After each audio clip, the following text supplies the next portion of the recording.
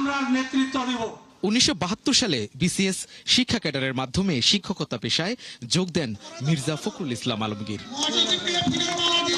ঢাকা দিনাজপুর হয়ে দীর্ঘদিন তিনি শিক্ষকতা করেন ঠাকুরগাঁও সরকারি কলেজে। সেই থেকে তিনি সবার প্রিয় আলমগীর স্যার। এখনো ঠাকুরগাঁয়ের মানুষ তাকে স্যার বলে ডাকেন। এখানকার মানুষ নেতা নয়, শিক্ষক হিসেবেই সম্বোধন করে আসছেন দীর্ঘদিন ধরে। উনি অর্থনীতি বিভাগের একজন প্রফেসর ছিলেন। এই প্রফেসর থাকার কারণে যে স্যার বলা শুরু হয়েছে, আসলে আমরা ছোট বড়, আমি, আমার ছোটরা বা আমার বড়রা সবাই ওনাকে স্যার বলেই সম্বোধন করেন। আসলে এটা রাজনৈতিক কারণে না, ওনাকে ওনার মূলত শিক্ষকতার কারণেই ওনাকে আসলে স্যার বলে আমরা সম্বোধন করি। উনি ঠাকুরগাঁয়ের যে কৃতি সন্তান, ওনার কোনো রকমের কোনো পরিবর্তন নাই। এখনো আমাদের সবারই স্যার ছাড়া ওনাকে কেউ মহাসচিবও বলে না, বলে স্যার। শিক্ষকতা থেকে রাজনীতিতে আসা বিএনপি মহাসচিব মির্জা ফখরুল ইসলাম আলমগীর নির্বাচনী প্রচারণায় ব্যস্ত সময় পার করছেন ঠাকুরগাঁয়ের বিভিন্ন এলাকায়। আমি তো পুরান লোক, আমার মার্কাও একটাই আছে, বদলাইনি, আমি দলটা বদলাইনি। 1991 সালে যে মার্কায় আপনাদের সামনে আসছি নির্বাচন করার জন্য, সেই মার্কাতেই আমি আছি। বলেন তো মার্কাটা কি? শনিবার সকালে আউলিয়াপুর, বিকেলে সুকানপুকুরি ইউনিয়নে জনসংযোগ করেন। বিভিন্ন সম্প্রদায়ের মানুষকে সাহস নিয়ে ধানের শীষে ভোট দেওয়ার আহ্বান জানান মির্জা ফখরুল। আমি আজকে আসছি সেই আপনাদের কাছে ধানের শীষে ভোট দেওয়ার জন্য। আপনাদেরকে আমি পরিষ্কার করে বলতে চাই, আমরা ধানের শীষে লোকেরা আপনাদের পাশে অতীতেও ছিলাম, এখনো থাকবো ইনশাআল্লাহ।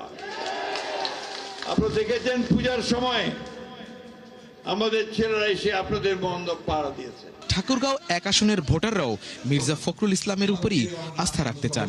তিনি হলে আমাদের রাস্তাঘাট উন্নয়ন হবে, এলাকার উন্নয়ন হবে, এবং ছেলেপেলে যে সমস্ত বেকার আছে তাদের চাকরিজীবী হবে, চাকরির ব্যবস্থা হবে, এবং এখানে এয়ারপোর্ট হবে, এবং বিশ্ববিদ্যালয় হবে, এবং মেডিকেল কলেজ হবে। এগুলো আশা করেই কিন্তু আমরা তাকে ভোট দেব।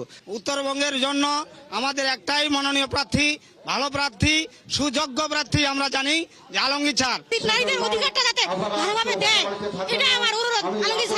আমরা অবশ্যই ঠাকুরগাঁর মানুষ, আমরা মির্জা আলমগীর স্যারকে আমরা ভোট দিয়ে জয়যুক্ত করব। ঠাকুরগাঁয়ের ভালো একজন নেতা, এই মনে করে ওনাকে আমরা ভোট দিব। নির্বাচনী প্রচারণায় গিয়ে আবেগী হয়ে বিএনপি মহাসচিব বলেন, এটি তার জীবনের শেষ নির্বাচনও হতে পারে। আমার বয়স অনেক হয়ে গেছে, প্রায় 70 বছর বয়স, আর নির্বাচন করার সুযোগ আমি আল্লাহর কাছ থেকে নাও পেতে পারি। রাজনীতির শীর্ষ পর্যায়ের নেতা হয়েও মির্জা ফখরুল ইসলাম আলমগীর এখনো শিক্ষক হিসেবেই সমাদৃত। সেজন্য ঠাকুরগাঁয়ের মানুষের কাছে তিনি শুধু একজন নেতা নন, সবার প্রিয় স্যার। সবুজ মাহমুদ, ৭১, ঠাকুরগাঁও। সারা দেশে ধানের শীষের পক্ষে গণজোয়ার সৃষ্টির দাবি তুলেছে বিএনপি নেতারা। তৃতীয় দিনের প্রচারণায় তারা এমন দাবি তোলেন। এদিকে মেহেরপুরে নির্বাচনী প্রচারের সময় নারী কর্মীদের উপর প্রতিপক্ষের হামলার অভিযোগ তুলেছে জামায়াতে ইসলামী। এ ঘটনায় ৩ জন আহত